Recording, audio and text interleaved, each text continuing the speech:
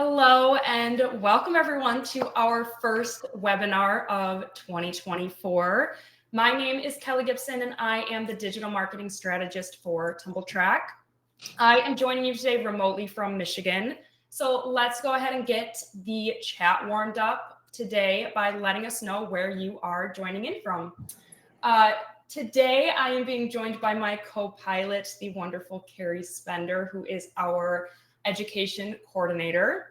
And of course, we have our event being co-hosted by the wonderful Nicole Langevin. So before we get started, I'm going to go over just a few nuts and bolts. Today's event will be recorded and a link will be sent out to your registration email shortly following the conclusion of the event. So be sure to be on the lookout for that.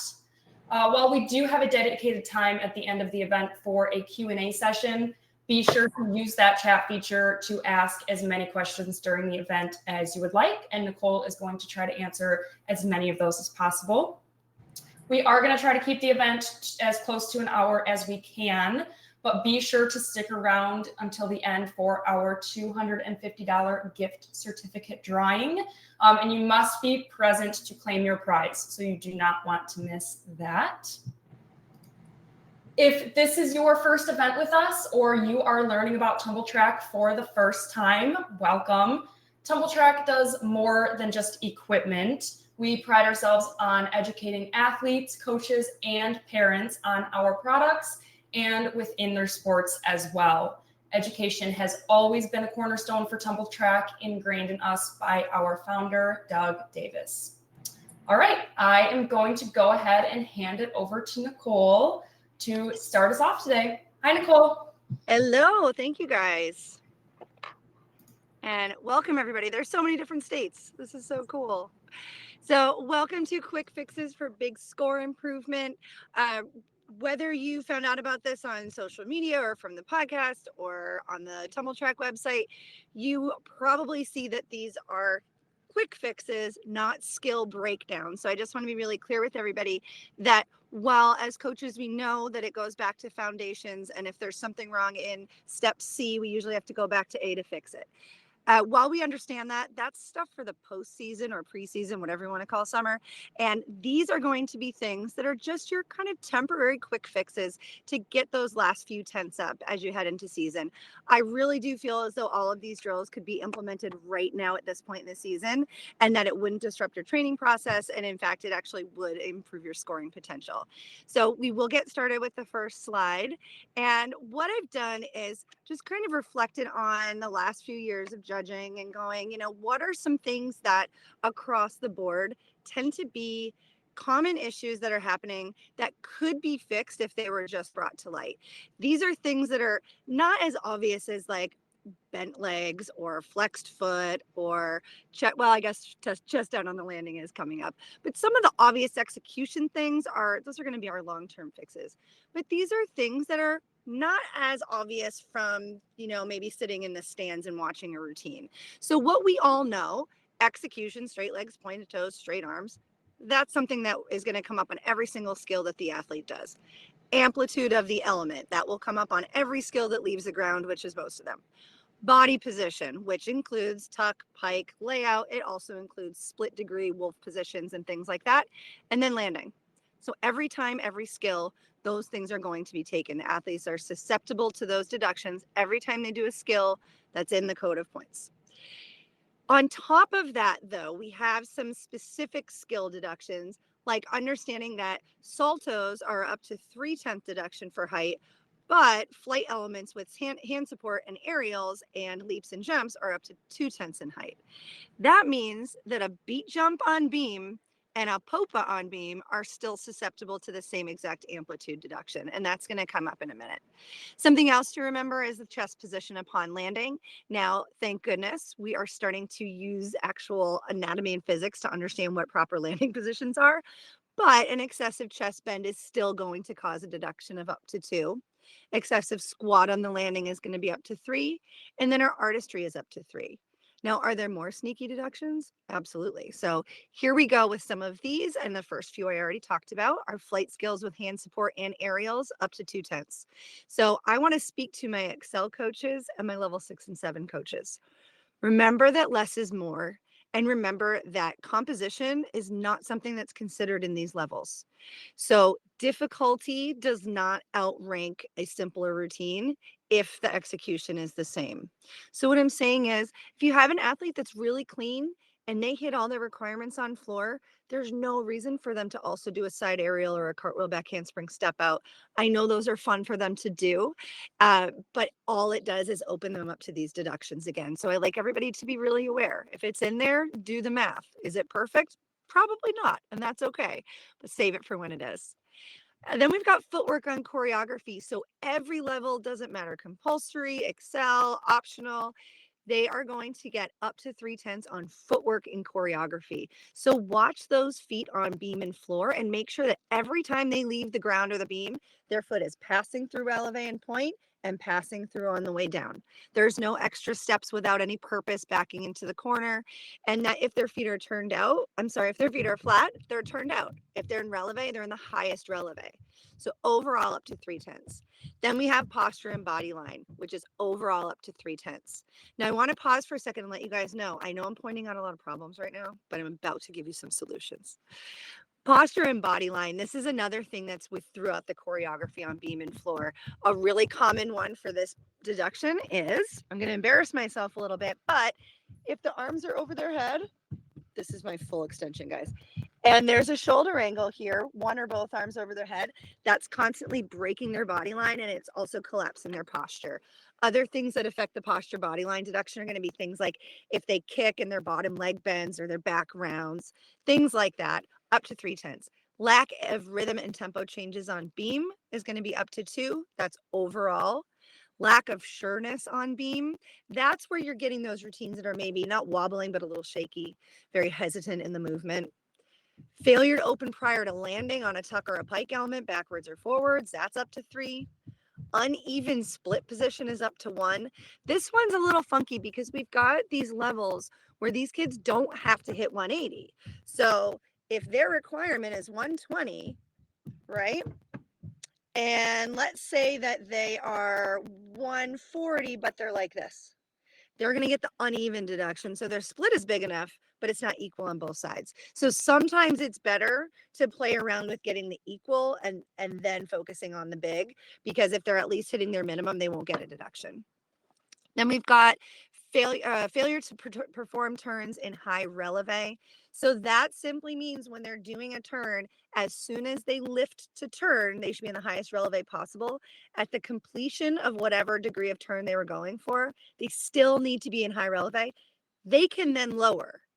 It's that they have to complete with their heel up before they lower. And that's going to determine the accuracy of the turn.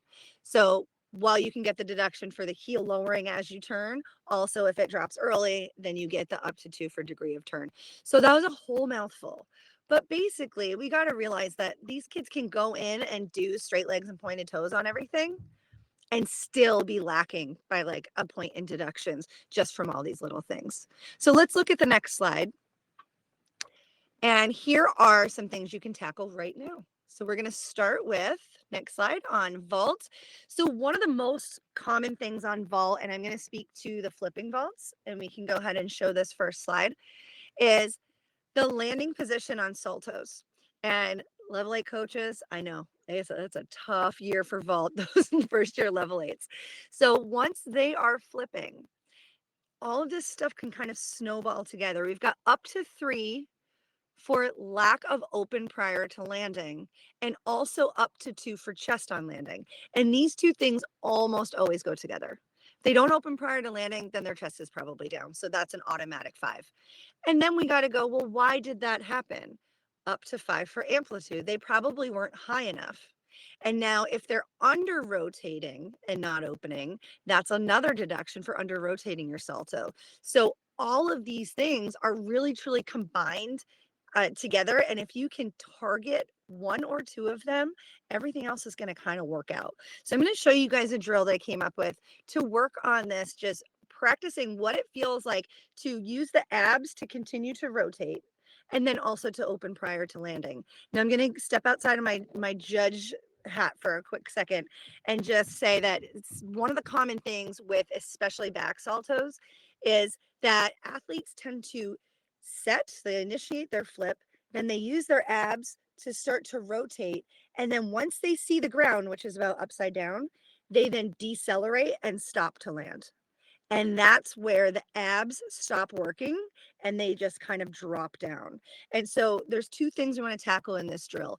I want to make sure that this athlete is using their abs all the way over so that their body's working together, and also that they're understanding when that initiation of the open is starting to happen. We can go ahead and play the video.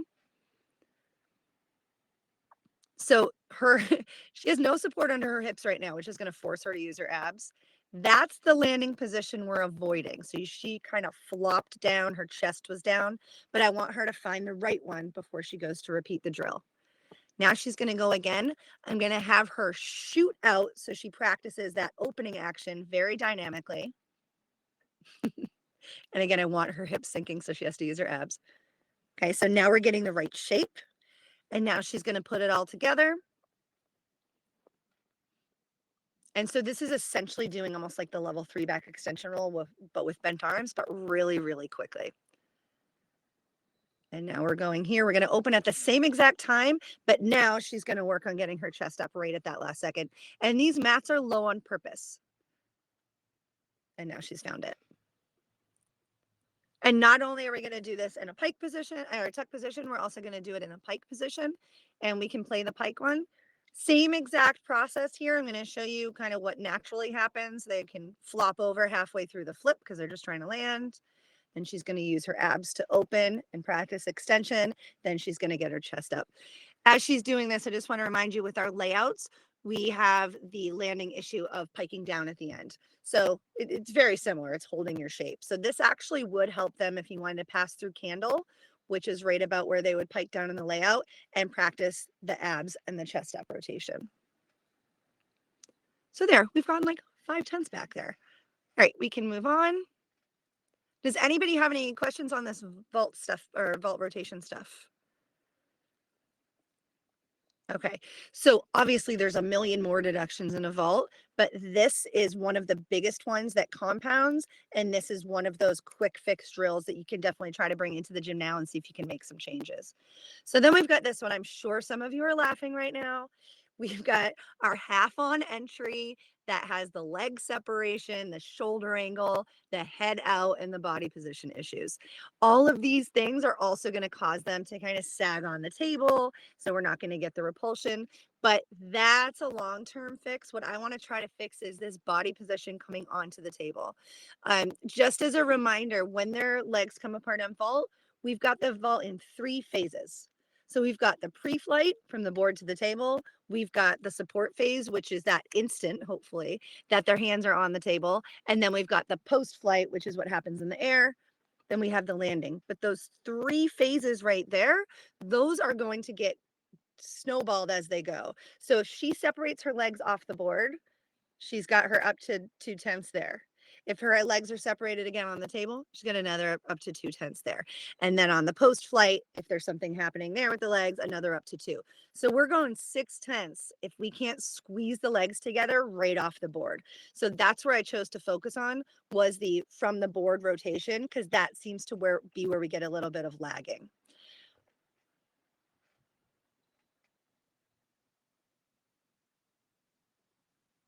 So you can see she's squeezing and this is isolated, and there's still that little bit of separation there. So what she's got to explore now on her own while this is slowed down is what part of her upper body is making her lower body not able to squeeze. And now she's squeezed and she realized that she can't rotate. This is one of those drills that it really requires minimal coaching, especially if you can put them in a mirror, because she knows she wants to get to a quarter turn handstand and she wants her legs to stay together. In order to do that, she's got to be tight throughout her whole body and engaged, and she's got to be driving her hamstrings and the side of her legs. I don't need to stand there and tell her that a million times. So while she's figuring this part out, she's straightening out her body line, which is going to be up to 2. She's opening her shoulders to find that handstand, which is up to 2. And usually, once their shoulders are opened up, we get out of this, which is another 10th for the head being out. Now, we've got different approaches for these Souk entry vaults. Obviously, we've got the quarter on, we can do the half on, and we can do somewhere in the middle. So I just want to show that you guys that are doing, if you're doing more than a quarter like that, whatever, just past or half, you can still use this drill, potentially put it just a little bit higher, but it's going to be the same effect. It's the moment from the board to the table that we're trying to correct. And what should happen is that then they are tighter for the rest of it, and then producing a vault that's a lot stronger and quicker. I do see some questions here. Yes, at the very end of the presentation, I will go give you guys a scan code, and it has a link to my YouTube channel. And let's see, can leg separation take energy or power? Yeah. So the question is, can leg separation take away energy or power in a vault? Absolutely. So if the legs are apart, besides that just being executionally wrong, they're apart because something's not tight. If they were 100% tight throughout their entire body, their legs would be glued together. So that means they're hitting the table and they're not at their tightest, which means they're not going to repulse immediately. They're going to get some sort of lag. So all this execution stuff is usually a symptom of just something not being as tight as it should be. And vault really is about tight and quick. Can you help me understand how to get my girls to block harder off the table? So yeah, these blocking questions that I know you guys all have, these are going to be for after season. If you can get them tighter on the pre-flight, which is going to be the quickest fix you can make right now, you will see an improvement in the quickness of their block, but the block itself is a timing thing that's going to really have to be broken down when they're out of season. Will the quarter on fix on handsprings? Yeah, absolutely. I would just, if you're going to do this vault, this drill for front handsprings, just put some support on their upper body so that they're using like a barrel to roll. Okay, we can move on. All right, here we go on bars. Squat on, jump to the high bar. So before we play this, I just want to say this is such a common deduction in every level across the board as soon as they're going squat on, jump to high bar, even in level 10. So one specific deduction is the hesitation on the low bar. So when they squat on, they should just smoothly stand up and jump. They don't have to rush, but they also can't pause or hesitate. That's up to 1/10. Another deduction is if they do that and they wobble. So that's like wobbling on beams. So they're going to get a deduction there. And then body position as they're jumping from the low bar to the high bar. We want to see a nice, tight, straight to hollow body position. Once their hands make contact with the bar, of course, a tight arch makes sense because then they're initiating swing. But we are going to focus right now on how do we manage the control on the squat on so that we're not having those wobbles or that thing that turns into a toe circle out of nowhere that we pretend was on purpose, or the wobbles or the hesitation. So first I'm going to show you kind of an example of what it can look like and what it often looks like.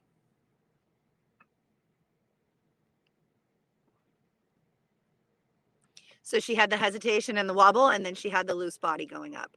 So before we play this, I want to let you know what you're going to see. You're going to see her progress into the point of understanding this. And this is a great effective side station. And you guys that have littles that are getting ready for, say, level 4, actually level 3 has a squat on now too.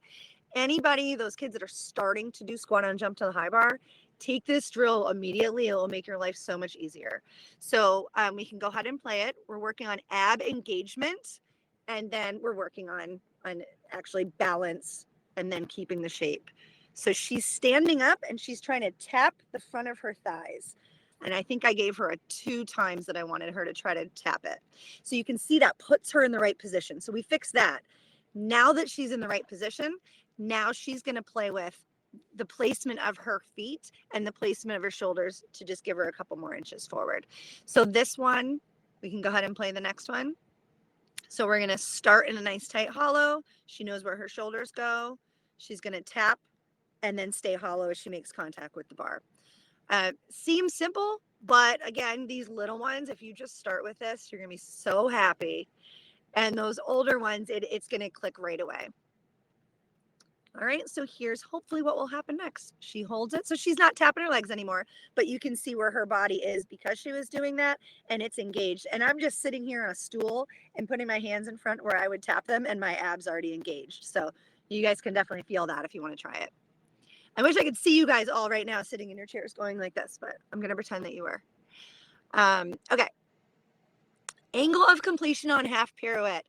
Level 8s and diamonds.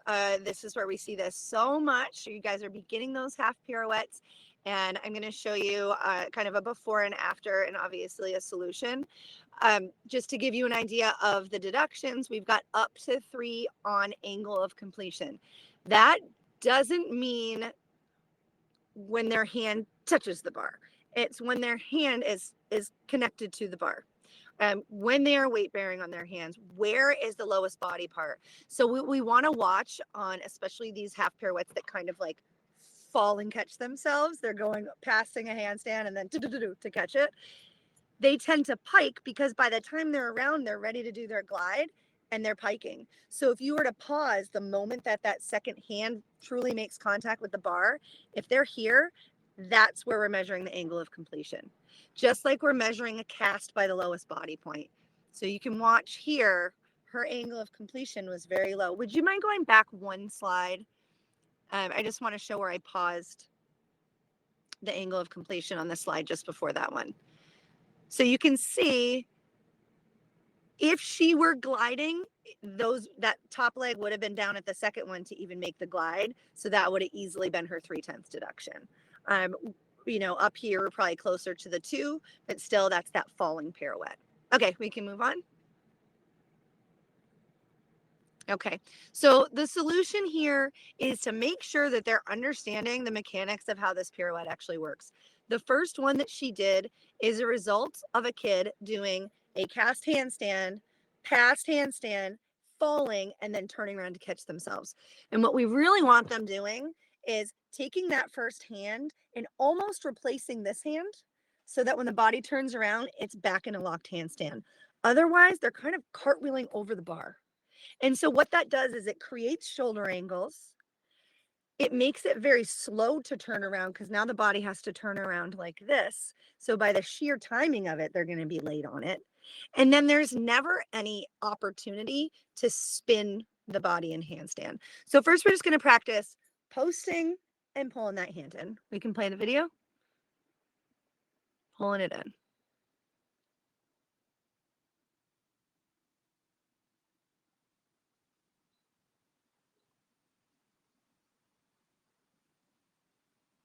And then right there, just understanding that moment where she's going to feel all that weight on that one arm. And it's only going to work if she's pushing against it. So I'm having her hover and just feel that and then bring it over. And then we want to make sure that when they're pirouetting, they're not pirouetting from their hands first. I think that tends to be one of the most common things is they make the pirouette all about turning their hands around. So what happens is their hands go and then their body has to follow. And again, that takes extra time. And so the angle of completion happens really, really late. So what I want them to understand, and this is going to be for giant fulls, toe on handstand blinds, anything that's pirouetting on bars, the lower half of the body is actually initiating the turn. The upper half of the body is working on weight transfer and placement. The spin, the body is spinning and the hand just catches it. So if we can start thinking of it that way, it's going to completely change the way they pirouette, and they're going to pirouette fast because the body's already doing it. The shoulder joint moves really quickly, moves a lot quicker than the rest of the body. So you can watch this right here. Now it does cause a little bit of body shaping issues, but it's more for her feeling her hips and her toes are initiating the turn and her body can follow. So as she's doing that on the bar and posting through that one shoulder, it's going to become a spin.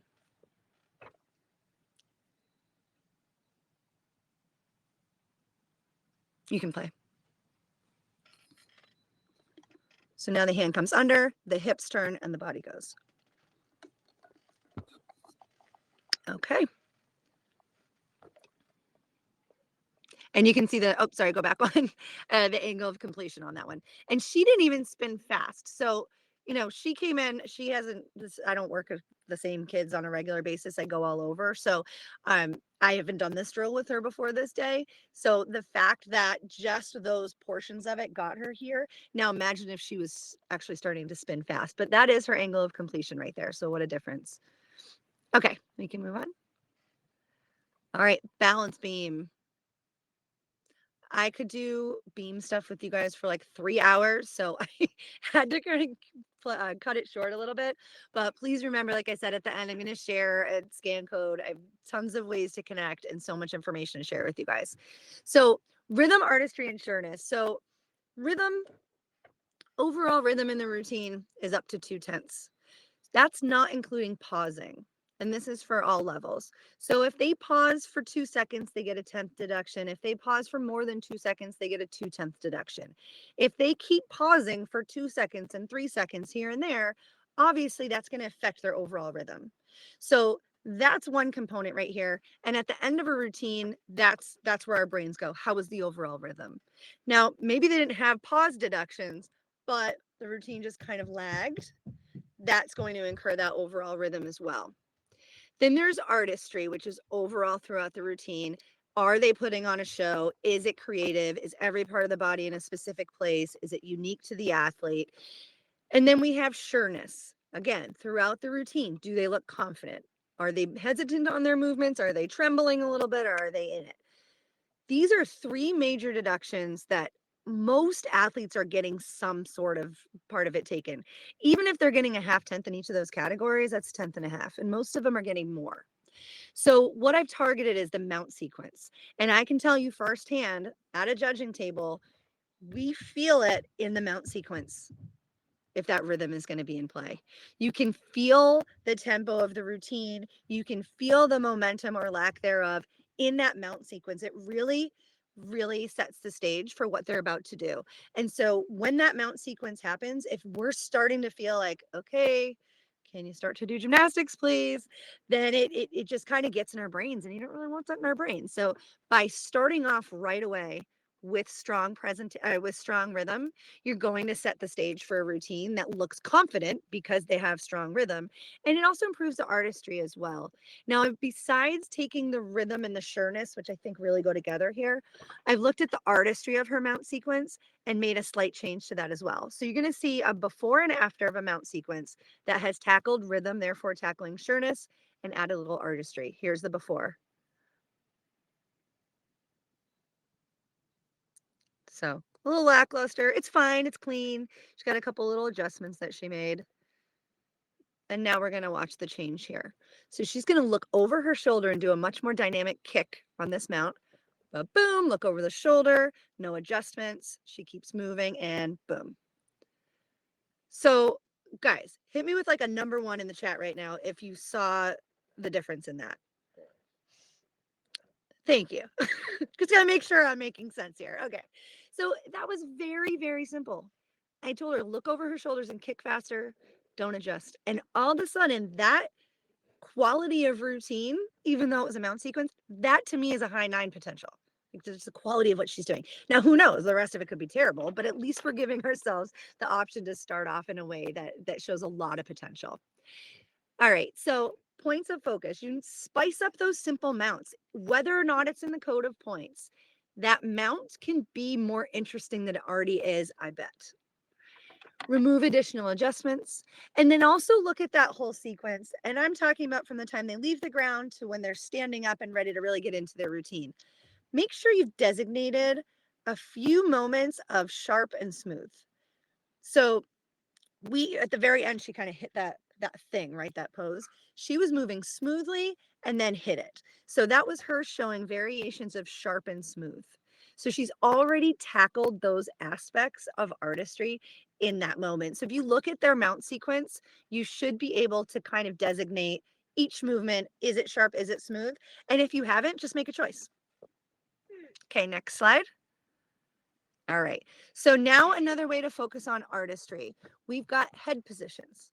So on floor, there are a lot of opportunities for head positions. Heads can drop all the way back, all the way down, sideways tilt.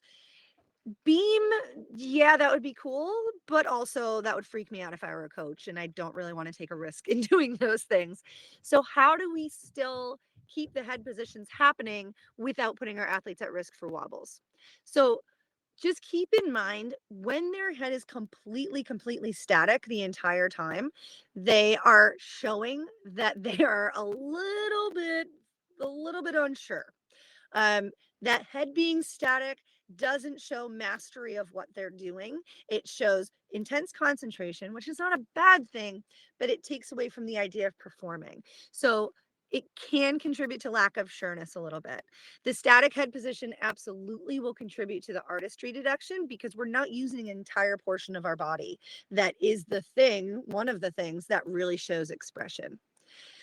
Deliberate head positions can also contribute to an improved evaluation of the rhythm because when their head is completely static, it kind of makes the routine feel that way. Whereas once it starts moving, you kind of feel these beats that you wouldn't have felt before. I'm going to answer the question about smooth and sharp in 1 second, Christina. Okay. So watch the difference in head positions here. Go ahead.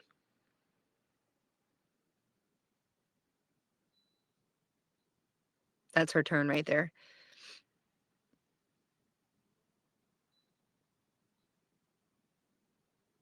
And her movement's really nice and pretty and polished. Now let's see the difference by just some subtle head positions.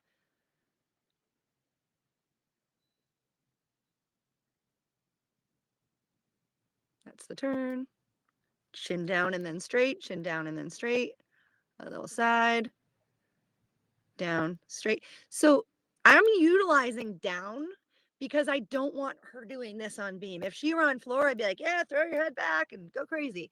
I'm not going to do that on beam. So I'm actually using that down motion so that when she's neutral, there's some sort of contrast. And then she's looking down at the beam. Now hit me with a number one again if you guys saw a big difference with just those subtle things. Yeah, so we don't have to take risks. We just got to be smart about what our choices. Another little rule of thumb with this head position thing is kind of like if you were kind of counting the routine like this, right? Every 3 beats, just something. Even a little tilt, a little down. If you can go side, great. And if they're down on the beam, they're like down in a straddle sit or whatever, like something that's really sturdy, take that opportunity and turn the head to the side, or take that opportunity and arch all the way back. Those are some nice chances to kind of check that box for the judges that they're doing artistry and that they're showing mastery of what they're doing. Okay, so I do have a question in here on how to get the kids to understand sharp and smooth when they're the most awkward individuals. I'm going to tell them that you said that. Just kidding. I don't know who you are, but I will tell you that number one, when it comes to this stuff, is in a perfect world to start it when they're young, when they don't worry about looking cool. We tend to do this thing as just in general as coaches, where we teach presentation in the compulsory levels or in the beginning levels. Oh, I love all these ones. And then we don't really talk about artistry or creative movement or finding your inner artist and expression. We don't really do any of that until they get their optional routines or until they're in those higher Excel levels. And then all of a sudden we're like, come on, perform, get your chin up, look at the judges. And you're asking them to use tools that they were never given. It would be like asking a kid to just start getting her arms straight on giants when she gets to the meet when you let her bend her arms every day and never said anything. It's just as difficult to turn that on and off. So what happens is the time where they're starting to be asked to do that is the time in their lives where they're starting to become the most self-conscious that they've ever been, especially girls. It's the way it is. I wish that it wasn't, but I know that my adult females on here probably know what I'm talking about. That age around 11, 12, we're starting to look in the mirror differently. We're starting to worry about what others think a lot more. That is the worst time to start to ask them to express themselves in public. So, long answer to your question is start when they're little and try to get them to explore movement, and the weirder the better. And then you can hone it as they get older. If they're already at that stage where they're feeling, like you said, the most awkward individuals, instead of it being about creativity and expression, I would just make it very black and white. So if they're taking their routine, like literally maybe you give it a color, or maybe you give it a sound, or maybe you just use the words smooth and sharp. If they are kids that tend to be more comfortable doing everything sharp, let them use that, and then just find like 2 spots in their routine to do something smooth, and just let them know, I'm just going to balance out your routine so your score is higher. One moment, and it could just be that they just press their arms down, and then they can go back to their comfort zone. And then if you have kids that are just kind of more naturally smooth, fine, let that be their thing. Find at least 2 spots where they can be sharp, and just make it black and white. I want your score to be higher. Just take these 2 spots and hit that. Okay. If they are, I have longer exercises, which I actually just stopped myself because I almost went into a whole complex I can do with you guys. But there are some really cool tactics that I can share with you probably outside of this presentation to get them moving through beam routines a lot more fluidly. Okay, moving on. Posture and body line throughout. So this is most common in shoulder angle. And as I showed you with my embarrassingly tight shoulders at the beginning, some kids just, they put their arms up and there's an angle there. So if they're in the optional levels, or if they're in Excel where they don't have to do a prescribed routine, avoid that position on beam. It doesn't need to be there. Don't put it there. Don't show them what they can't do. Open the arm up out to the side, find a spot where they can be, where they're showing an openness here. If they have to have an arm or arms over their head, here's the solution. So we can go ahead and play that. So there's her shoulder angle. And now I'm going to have her open her arms out to the side and then pull them back. Just that simple thing. So if you've got kids that you don't want to change their routines right now and have them do different arm positions, just work on having them open up a little bit, and then they should be able to pull back.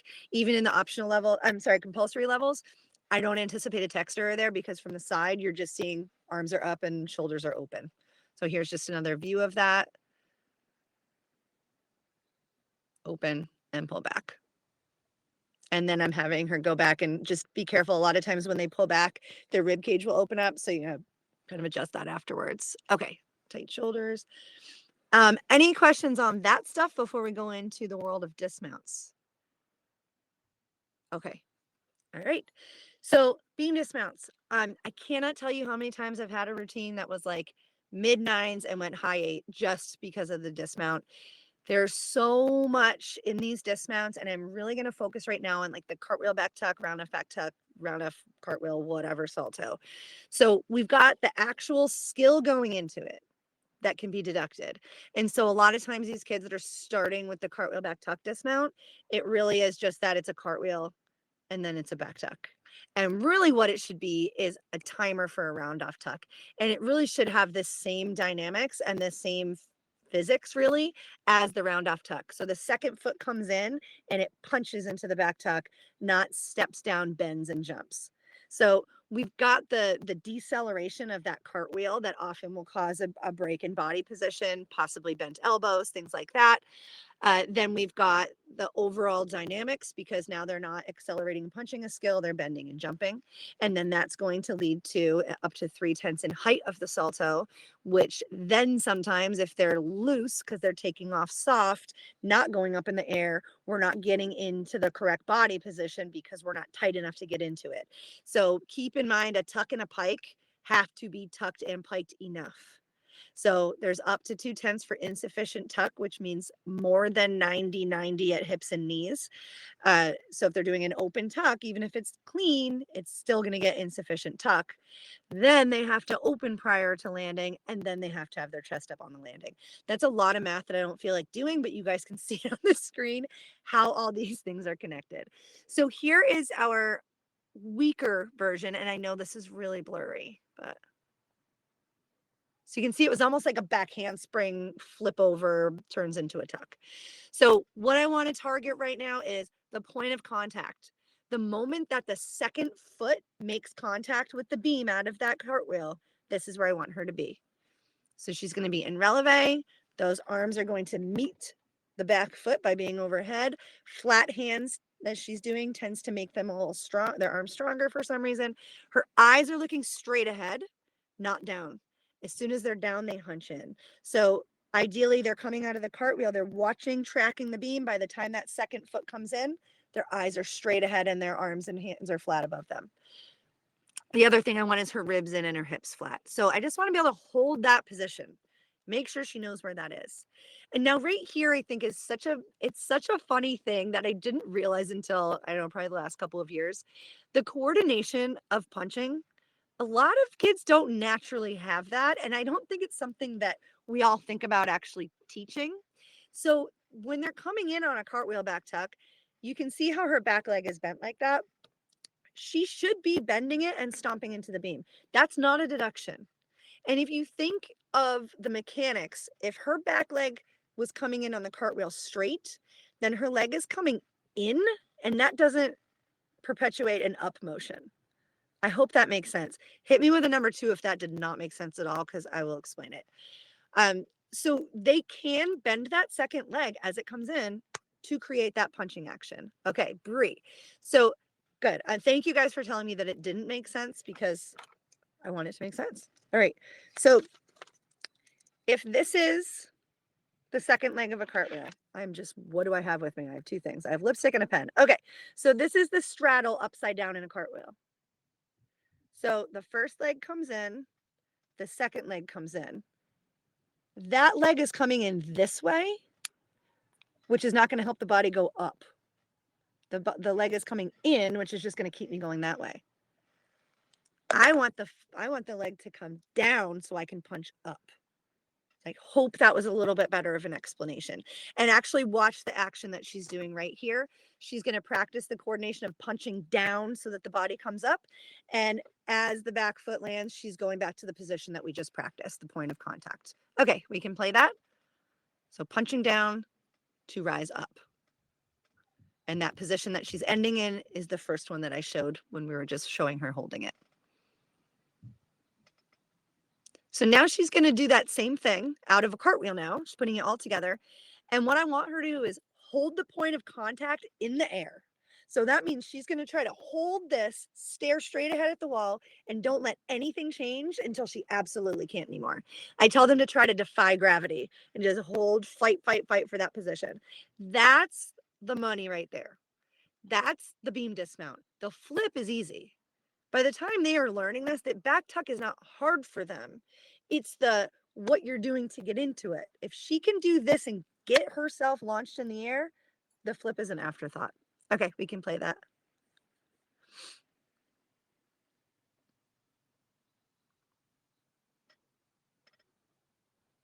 You see a little bit of a float. And then this cartwheel back tuck always can be stronger and more powerful, but hopefully you can see the difference. That foot punches down, the body goes up.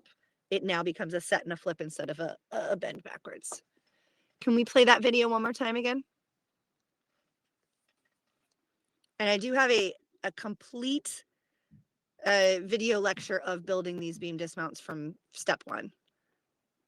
And yep, that's the whippy loose one. I'm sure she's a very nice girl.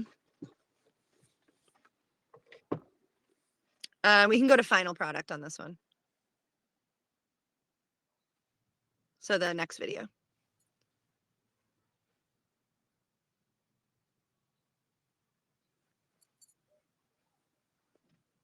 Oh, she said she can't fast forward. Okay. So there's the punch down to go up. She's hitting the point of contact. This is where she's going to punch to point of contact with that foot coming down, not in. She's going to defy gravity. And then here's the final one.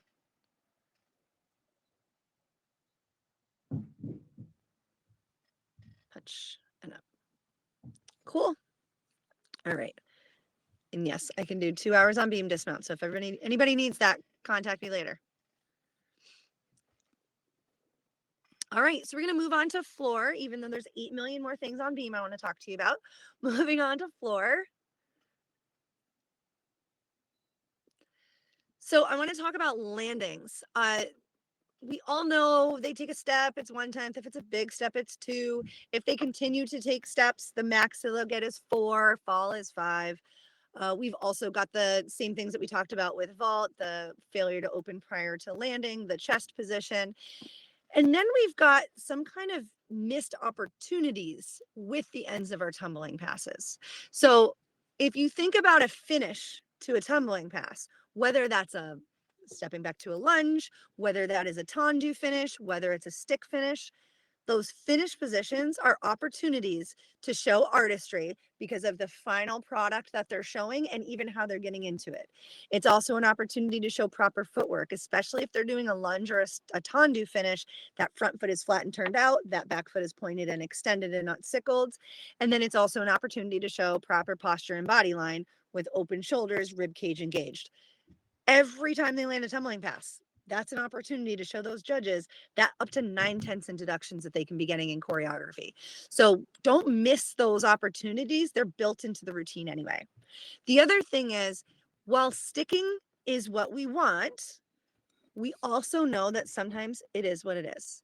And so, we're getting into mid February here. So if you've been going for the stick all season, you kind of know now like which of your kids are more likely to stick something and which thing they're like there's no way they're going to be sticking that. Or maybe one that's got just like that constant little foot scoot. This is the time to start making choices, because the difference between doing a salto, waiting to see how it is if you're going to stick or not, and then going to your finish can be the difference between 3/10, because every little foot scoot that they do in figuring out where they are is going to be a deduction. So my approach has always been, most of them are probably not guaranteed to stick every pass, but maybe there's one that you're like, yeah, go for the stick on that. But maybe the other two, I'm going to choreograph how they're finishing it. Their feet are going to make contact with the floor, and they are immediately going to hit a breathtaking, deliberate finish that shows artistry, footwork, posture, body line, and control because it's deliberate. And I'll tell you, if they do it right, they're not going to get more than a half a tenth. If they are a little bit off and they attack that finish with purpose, they're going to get less deduction. If they're a little bit off, take a step and then finish. So I'm going to kind of like build that in to the routine, and sometimes they'll get nothing. So we're going to look at before and after here, or before solution and after.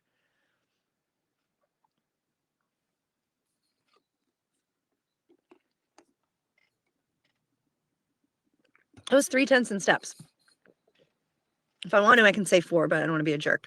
So, and it wasn't bad. It was just, she was not sure what she was going to do until she caught her balance.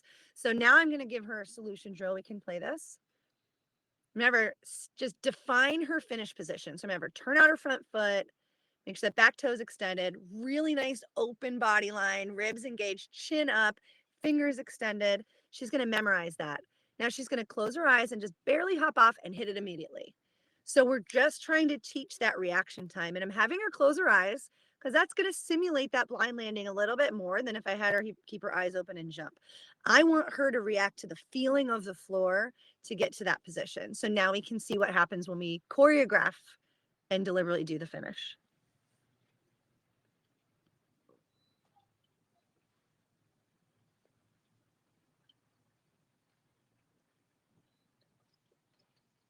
So I have to make a decision as a judge. Was that an uncontrolled step? Was that a deliberate step? If I say it was uncontrolled, she got a 10th deduction. The one before that, she got 3 or 4. And on top of that, she's taken that moment to showcase artistry, footwork, posture. Okay, and then we're going to do the same thing with backwards.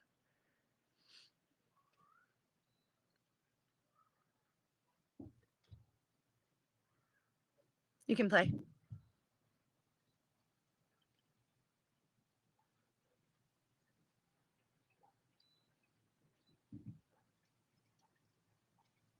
One, 2, 3.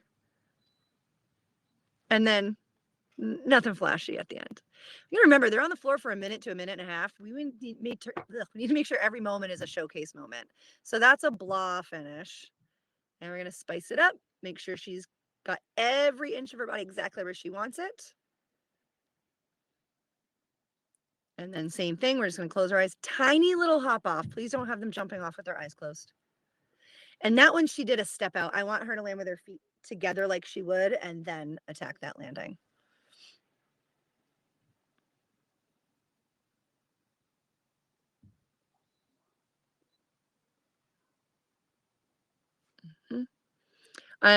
Those finishes also, because there's so much emphasis on the posture, it kind of starts to trickle into the salto as well, because they know they're going to that finish no matter how the salto goes. So they're already engaging their upper body, which is going to affect their posture when they land. Okay, turns. Oh, we're wrapping up here, guys. Okay. Oh, Annabelle and Michelle, I'm glad you guys agree. So turn control. So we've got, whether we're doing a full turn, a 1.5 turn, a double turn, a triple turn, we've got all of these deductions. I talked at the beginning about failure to perform the turn in high releve. Doesn't mean they can't drop at the end, but it has to be after showing the degree that they were going for in high releve. We've also got incomplete turn up to 2/10. So if they are within 45 degrees of what they were trying to do, they'll get the value part credit for what they were trying to do, but they're going to get up to 2/10 once they get to 44-ish degrees. It's up to 2/10 in deduction for incomplete turn. So if they're going for the 1.5, they'll get the B, but they'll get the 2/10 off. And if you do the math there, it's 2/10 for no B turn when you're in level 8 for composition. So then you're just basically not doing a B turn. All right. And then we have lack of precision. Lack of precision is going to come down to foot position, arm position. Are they turning like this, or can I take a picture at any given moment and everything's exactly where it's supposed to be? That's another one to watch. That's a very simple thing to fix, and it's a simple thing to not fix because they're just spinning and we're worried about the tumbling. So if they're doing it with their arms up, just as long as you just tell them to reach to the ceiling, we're not in ballet, we're not turning here. We have a different turning surface. We're not spinning as fast. So these guys on floor, because they're on a rug with bare feet, they've really got to pull up in here. So if you actually have them reaching to the ceiling, it'll extend their rib cage, which will make them taller, which will fix their posture, which is up to 1/10. And it'll also fix their balance because everything's extended this way. So you're tackling 3 things just by having them reach during their turn. And then landing control. So, if they step and bend over or whatever, that's 3/10. If they have a little wobble, that's a deduction. So there's one little trick as a choreographer that I've kind of always put into routines, and it's just moving out of these turns. Because even if it's good, a lot of times they plie finish and they're wobbling in the plie finish when the turn itself was good. So let's watch how that can cover this up. Right? She just lost a 10th. That's silly.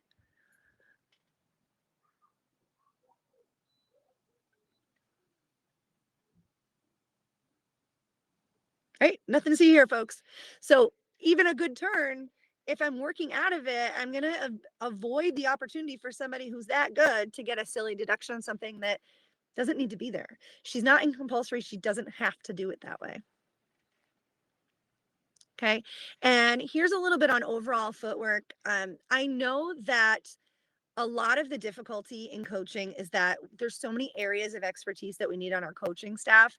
And so I hear a lot of times like we don't have a dance person, or we don't have time, or I don't do choreography. So I want to show you guys that you can still tackle these things with just a basic knowledge of gymnastics positions. So this issue that you're going to see first is going to affect her overall footwork deduction of up to 3. And then it's also going to affect her overall artistry of up to 3. And we see this all the time. Go ahead and play the video. So we're doing nice choreography, and then clearly it's time to tumble. So here we go. Just walking back in the corner. And that wasn't even that rough. But if we can take simple foot positions, go ahead and play the drill, play the video. She took, I think it was 3 steps back. Right here. Back 1, passe, 2, cross, close. So she took the same amount of steps backwards. I just specified foot positions as she was doing it. I didn't do anything crazy and inventive, but now at least those steps have purpose. They're clean and clear. Now she's avoiding the area of deduction there that's going to contribute to footwork, and also being more artistic. I have a question here about turns. Can arms be controlled down at sides for? Yes. So when you're doing turns, arm position is completely optional if you're in an optional level, as long as it's deliberate and it's clear. And the arms reaching down and straight in the turns, I love that for kids with tight shoulders, because I know for me reaching up was me reaching forward. So those kids that have tight shoulders, if they can get their shoulders back and reach down, it's kind of that same concept of that beam dismount, like punching down makes your body go up.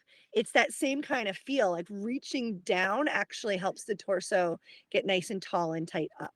So yes, you absolutely can do that. Okay. Oh, we're rounding it out here. All right. So when it comes to artistry, which we could do another few hours on that, but we're just going to talk about eyes right now. The eyes are one of the biggest game changers when it comes to the overall performance or the evaluation of the overall performance. And if you think about it, what are they supposed to be doing in a floor routine? They're supposed to be putting on a show.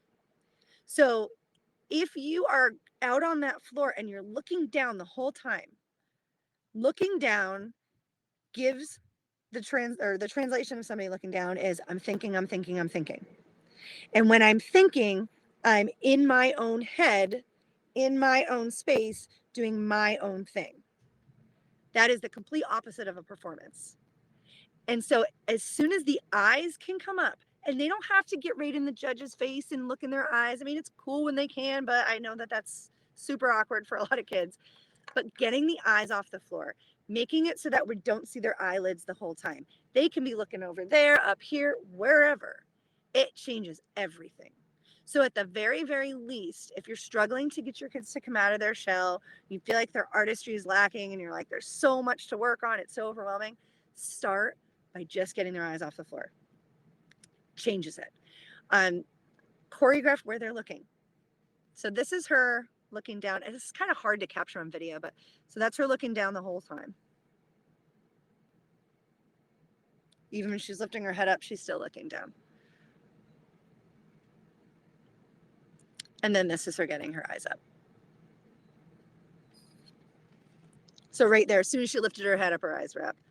She's looking over there. She looked down so that we had the contrast of her looking up.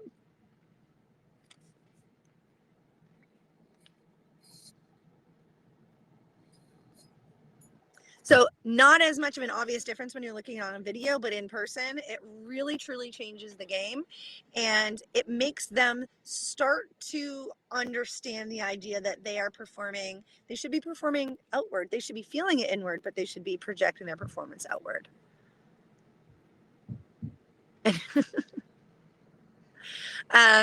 Michelle, you're asking how to do that in compulsory. Are you talking about the eyes? Yeah. So same thing. I just give them specific things to look at. It could be that you look at your hand and then you look at the ceiling and then you look at the ground.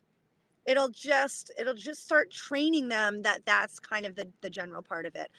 Brittany, I love this question. Does smile versus not affect score?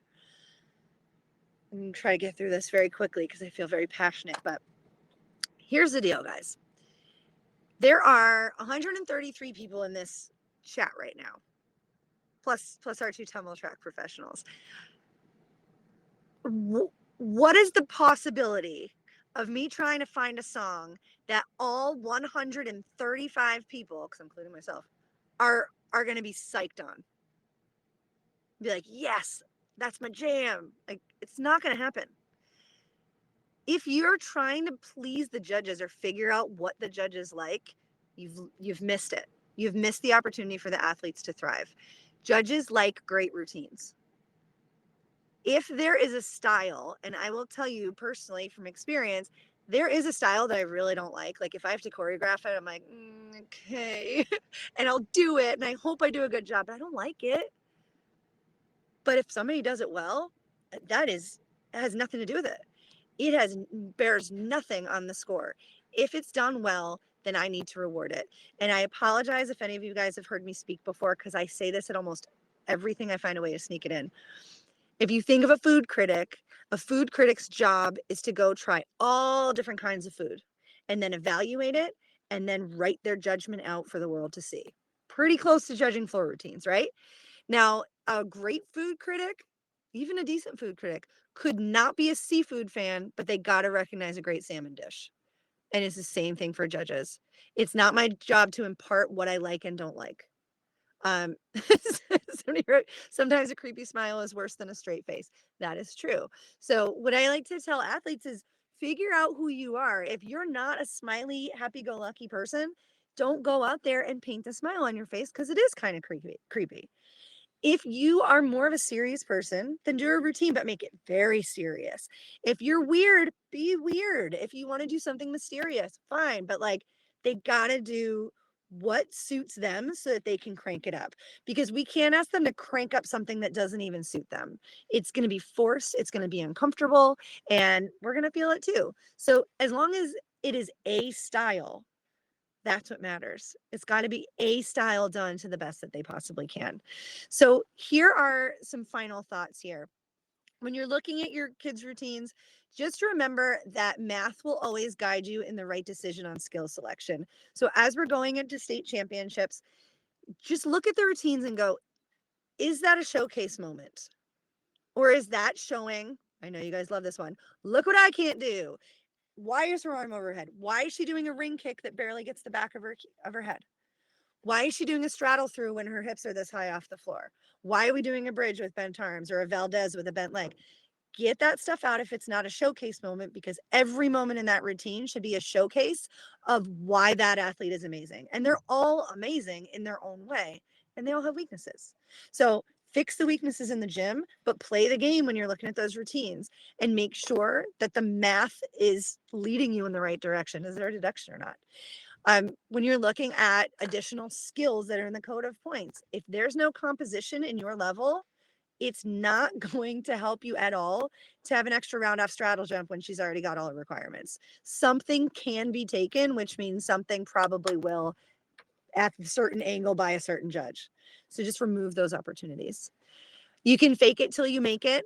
So when it comes to artistry, work on the eyes. We talked about head positions on beam, head positions on floor too. If you take every section of their floor routine and add like 4 different head positions, whatever they are, doesn't matter, that routine will break through from wherever it is right now. And of course, we want to still work on them naturally feeling the ability to want to do that. But for now, like, they're gymnasts. They're used to things being black and white. They're used to progression. So just make it black and white. Turn your head left, head back, head down. It will fake artistry enough to improve their scoring potential. I already said the thing about extra skills, and I already said each moment should be a showcase moment. So I'm not jumping off right now, but here is the scan code that I promised you guys.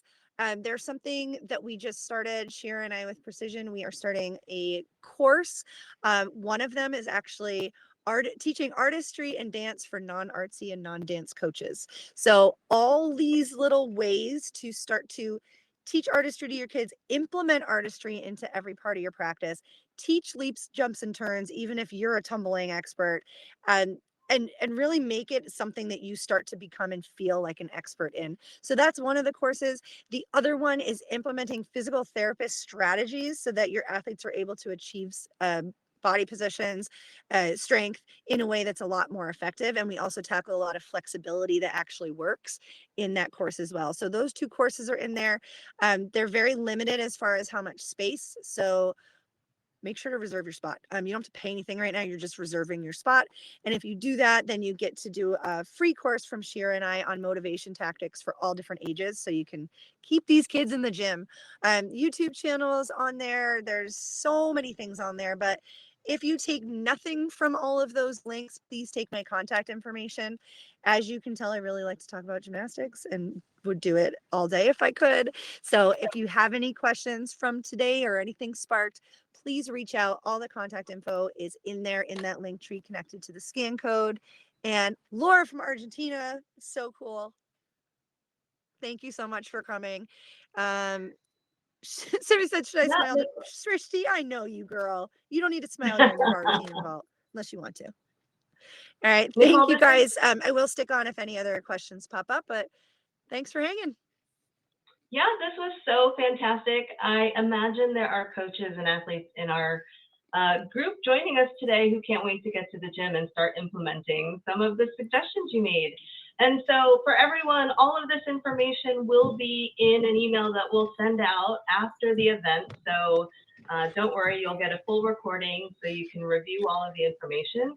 Nicole, I do see that we have a couple of questions that maybe we'll sneak in if you Carrie, have I don't some know if you're time. talking, but I can't hear you. I'm just enjoying all these Oh. thank yous. They're really sweet.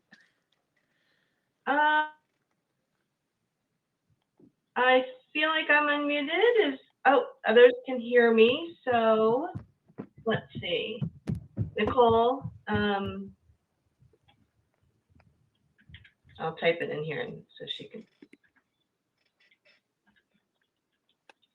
All right. Well, That's weird. Well, I can't hear you, Carrie, but maybe I don't need to. you answer. So everybody else can. Let's see. I'm going to have her check. Question on the screen. There you go.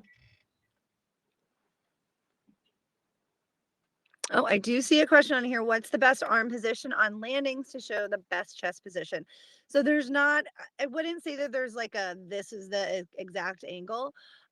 It depends on what you're doing. So if they're doing like a back tuck on beam, like a standing back tuck, and also on turning leaps and jumps on floor, things are having to come around. I actually always have them aim their fingertips above their shoulders. So it's not necessarily where they're, if their arms are horizontal or just below or just above. It's that they're horizontal-ish, but aiming the fingers up.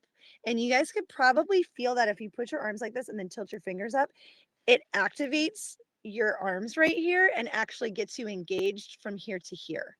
So like your chest and your arm connection, whatever that is, I'm not an anatomy person. I just know what I feel. It engages that, which will help the chest stay where you want it. Also, if they initiate that as they're rotating, then their chest will come up as their feet make contact instead of landing and then trying to come up. But yeah, other than that, I think if you take that first drill that I did at the beginning and kind of see where they are, like what's causing the right position where they actually feel comfortable and can hold it. You can also have different angles and just give them kind of taps and try adjustments and see is their body affected by it or not.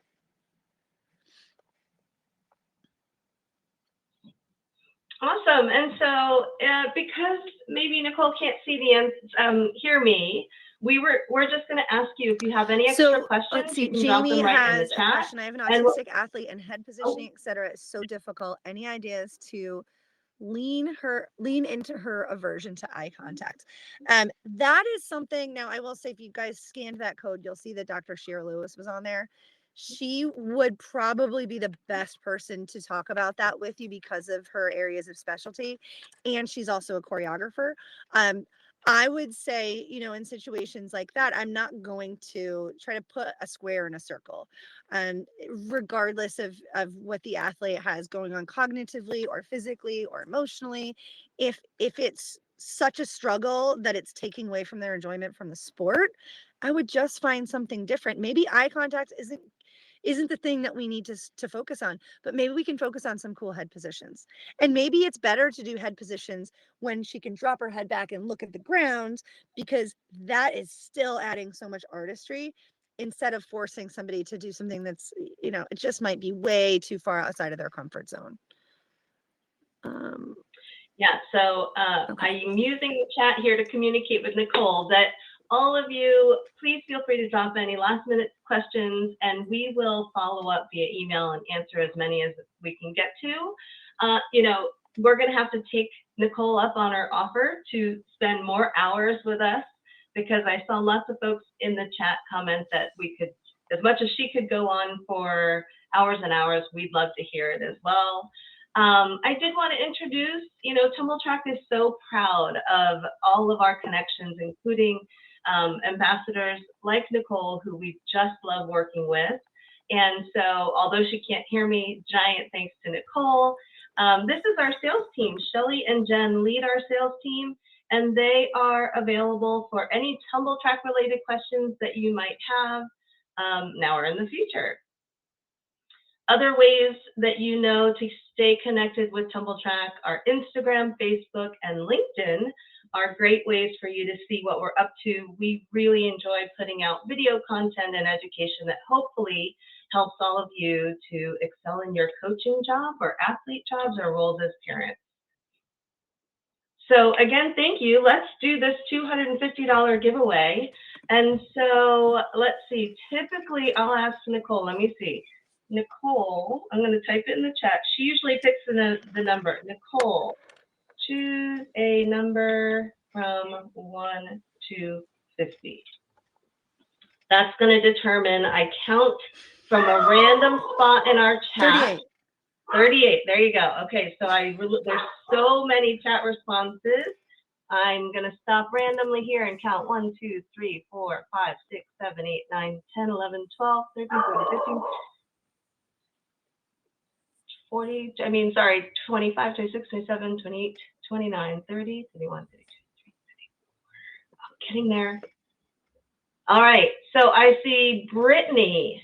Brittany, who had the question, will the quarter fix work on handsprings? Brittany, are you still in our event? You are the winner of our $250 gift certificate. If yes, there she is. Excellent, Brittany. Drop your email in the chat here and we will find you to get you your gift certificate. And again, big thanks to Nicole and to everyone for attending. We loved it. Have a great day.